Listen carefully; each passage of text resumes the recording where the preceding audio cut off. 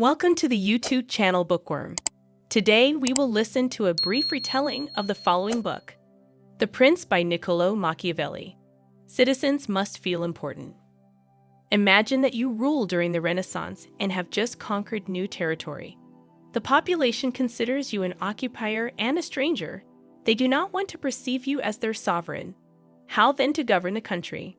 The first rule of the sovereign: try to be personally present in the new possessions. The proximity of the ruler will allow residents to feel their own importance and at the same time scare off enemies. If you cannot come yourself, send your subjects, so new subjects will get used to the way of your people and begin to adapt. Second rule: always take action to eliminate potential competitors. Protect the weak leaders around the new holdings. They will gladly join you. Your alliance can become strong enough to challenge powerful states that could threaten your power. Third rule: be alert for future threats. The disease is easier to cure at the beginning, so it is easier to stop the opponents at their first offensive. Example: the ancient Romans used this tactic when they invaded Greece.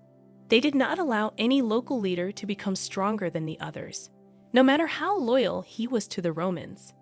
And the King of France, Louis XII, having captured northern Italy, quickly lost control over it, violating all the above rules. Don't repeat his mistakes. A state is either easy to conquer but difficult to govern, or hard to conquer but easy to govern.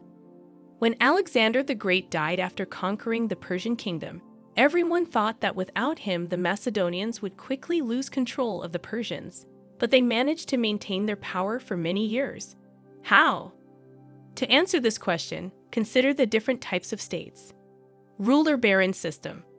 Example: in France, the king ruled the country through many nobles. They were called barons, with a personal interest. Such an unstable system leads to the fragmentation of the state. Occasionally, barons can even challenge the power of the king. A country with such a system is easy to conquer. It is enough to win over a few barons to your side. But in the future, you will get the same troubles as your predecessor. The ruler-servant relationship. The sovereign begins his reign by eliminating people with political ambitions. Only those who sincerely support the ruler and his plans remain. This is how a cohesive state is created, providing tough resistance to the invaders during the invasion. Example: when Alexander conquered Persia, it had this system of government. King Darius abolished all institutions and forced the leaders to faithfully follow him. Therefore, Alexander had to fight fiercely to conquer Persia, but after his death, there were no independent rulers in the country who could start a coup. Only you choose which system to apply in your state. Each has its own advantages, so you need to decide based on the specific circumstances and your capabilities. The acquisition of new states depends on luck and merit. The ruler can gain control of the state in two ways: the army and international agreements. Regardless of the method, a combination of great merit and good fortune is required. Even the most gifted ruler needs a bit of luck to use his virtues. Capturing a city or kingdom with the help of an army demonstrates your courage, spiritual strength, character, and leadership. But all this is useless if luck is not on your side. Example: Romulus was forced by chance to leave the city of Alba in infancy, thereby pushing him to found Rome. If he hadn't been forced to leave Alba, he might have ended up as a farmer without being able to show his positive side. But the opposite is also true. If fate is favorable to you, you will have to prove yourself in order to take advantage of it. Example: if an influential patron is favorable to you, you can become a sovereign simply by a lucky chance. But in the new state, your opponents will be stronger than the supporters because the former are aimed at overthrowing you, and the supporters do not know what to expect from you. You will have to act quickly and with dignity to lay the foundations for a long reign. Take control of the nobility in the state and create your own army. Without these precautions, you will quickly be overthrown. Crime and popular support will help to become a sovereign.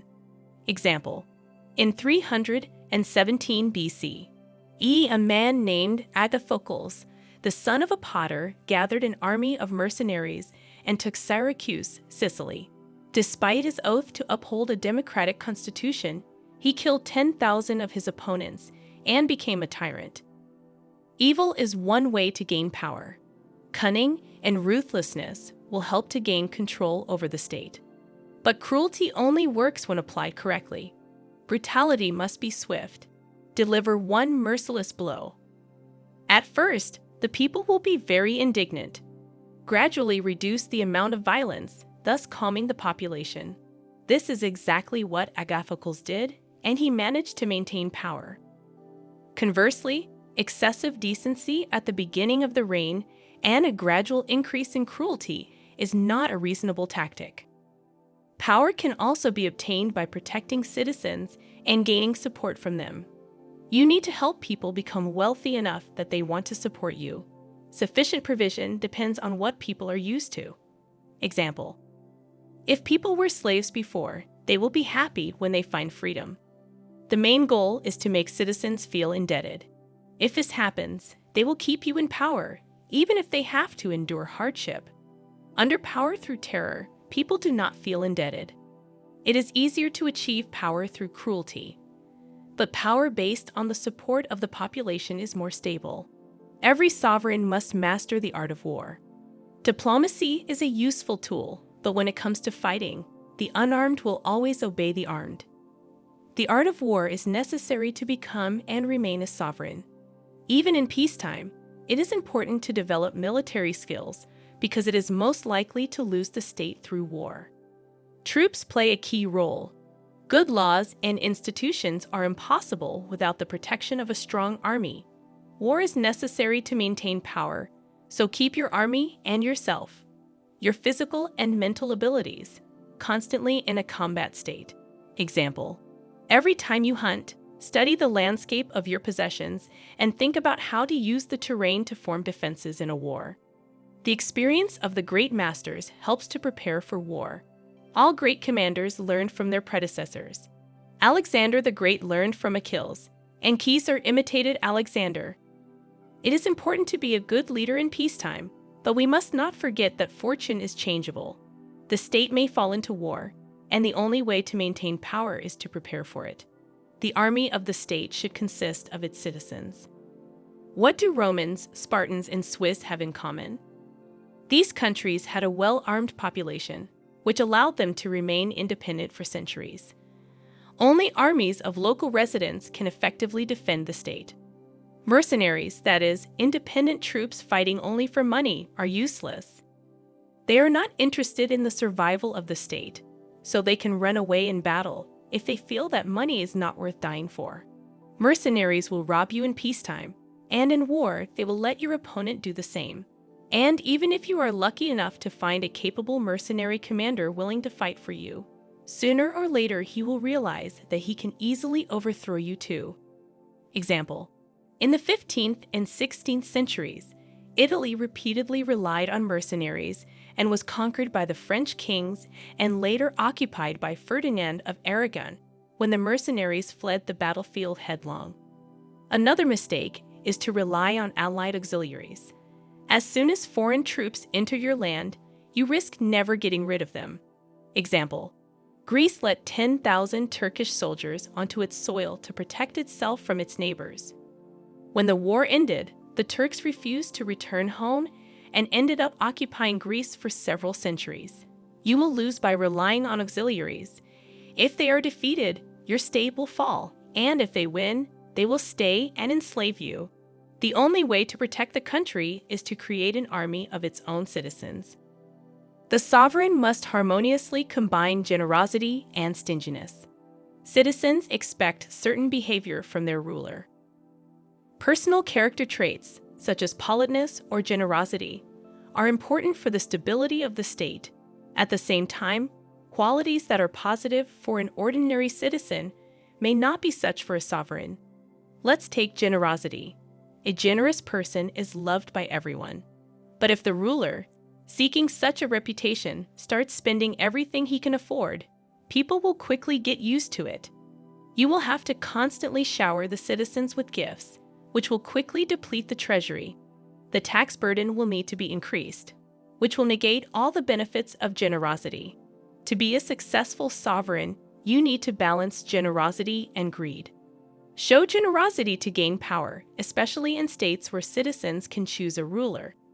Example: so Caesar became the ruler of Rome. He spent a fortune on bread and circuses to increase his popularity. But once you become a sovereign, show stinginess and gradually increase your expenses in order to strengthen your popularity without getting into financial troubles. Example: once Caesar got the position he wanted, he moderated his generosity so as not to bankrupt the empire. In the long run, citizens will be more satisfied if you set low taxes. Therefore, stinginess in order to reduce taxes is better than generosity. A successful sovereign can use cruelty to his advantage. One of the greatest threats to the Roman Empire was the war started by Hannibal and his Carthaginian army. Hannibal's success is attributed to his cruelty. Cruelty, properly applied, will do you good. Example: Hannibal crucified his own scouts for providing false information. He instilled fear in the soldiers, thereby rallying them in difficult times. Every sovereign wants to appear merciful and just, but in order to retain power and unite citizens, he must inspire awe. It is better for a ruler to be feared rather than loved. We all know that promises based on love are constantly broken, so a too merciful sovereign can be used for someone's own interests, but the fear of severe punishment will always serve as a deterrent. And isn't it merciful to provide security by severely punishing those who break the law? Brutality is especially effective in leading an army. Soldiers admire a certain degree of viciousness and recognize that it is necessary for discipline. Hannibal's success is an example of the right use of cruelty. Use the brutality to your advantage, but don't go too far, lest you provoke the hatred of the citizens. Try to find balance.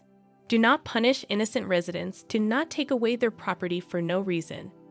This is how people will rally against you, causing instability in the state. The best is to make them contented and somewhat fearful. A successful sovereign knows when to use deceit and hide it. If you ask a ruler what animal he identifies with, the answer is often a lion. Yes, the lion's strength is an important quality, but the cunning of the fox is also necessary for the ruler. How to imitate a fox? When making promises, don't always keep your word. Honesty is important because laws and treaties are the foundation of government institutions. But, like the cunning fox, you must know when to override principles in favor of your own interests. Example: if a rebel leader is giving you trouble, why not invite him to peace talks and punish him? This will definitely solve the problem. If a conscience awakens in you, remind yourself that other people often do what is beneficial to them, despite the promises made. Just make sure the citizens don't see the insidious side of you. You can be a wolf in sheep's clothing, but you must give the impression of a conscientious ruler who shares religious and human values. But in the international arena, be absolutely honest. If relations between two states are tense, one side must be quickly chosen and maintained. Indecisiveness is the worst possible option, because the winner in the conflict will attack you, because you clearly did not support him. Having obvious allies and opponents brings clarity to your own situation and forces you to act decisively. A real sovereign always shows himself either as a devoted friend or as a sworn enemy. The sovereign must have good advisors. History knows many great leaders, but all of them, at one time or another, needed advisors. No one can be a jack of all trades. The way a ruler recruits and works with advisors speaks volumes about his leadership abilities. The quality of advisors depends only on the sovereign. You know better in which areas you lack knowledge, so you need to select the right advisors and ministers wisely. Once determined, maintain good relations with ministers so that they serve your interests, but keep an eye on them. If you see someone acting for their own benefit, fire them immediately. Those who serve you faithfully should receive a generous reward, enough so as not to provoke them into intrigues behind your back. Also, the sovereign must be able to ask for advice. Advisors need to know that you value honest opinions and will not punish them for the truth. Otherwise, you will hear only deceptive flattery or embellished truth. If a person does not want to talk, then he is clearly trying to hide something. But don't take advice unconditionally. If you allow ministers to give advice without you asking, people will quickly begin to question your decisions. Make it clear that only you decide when to seek advice. Take action, do not rely on chance. You may think that advice on how to succeed as a ruler is meaningless, since the fate of any sovereign is decided by fortune and God. But you can influence your future. God has given us free will. We are able to make decisions and thereby influence our destiny. Half of the future is in the hands of fate, but the other half depends on our actions. Luck is important for the success of the sovereign, but you can protect yourself, prepare for the situation when she turns away. Example: imagine that your luck is a river that has flowed quietly for many years, making your fields fertile. You need to build dams from future cataclysms. So, if the river turns into a flood, you will suffer, but not die. It is impossible to prepare for every turn of fate. Some of them are simply unpredictable. Don't try to predict the future, create it. The best way to do this is to be bold, not cautious. Example: Father Julius Caesar wanted to start a war against Bologna. He did not wait for the consent of his allies and immediately moved troops to the city. Venice and France failed to object, and the campaign was a great success. Machiavelli argues that one should think of luck as a woman, meek and obedient, preferring a young, energetic husband rather than a cautious thinker. The most important: the sovereign should read historical books and analyze the deeds of prominent people. Take a closer look at how they behaved in the war. What are the reasons for their victories and defeats? Try to imitate their example and avoid their mistakes. Great things were done by those sovereigns who knew how to fool people with their tricks. It is commendable for the sovereign to keep his word. But experience shows that sovereigns who cared little for this word prevailed over those who relied on honesty. Remember that the lion's strength is good, but the fox's cunning is just as important. Generosity comes at a cost. To keep the title of generous, you will have to constantly give gifts to subjects, and when the resources are depleted, you will need to raise taxes, which will cause hatred among the people, and in the end, you will still come across as a miser. It is wiser to initially show stinginess and gradually increase spending.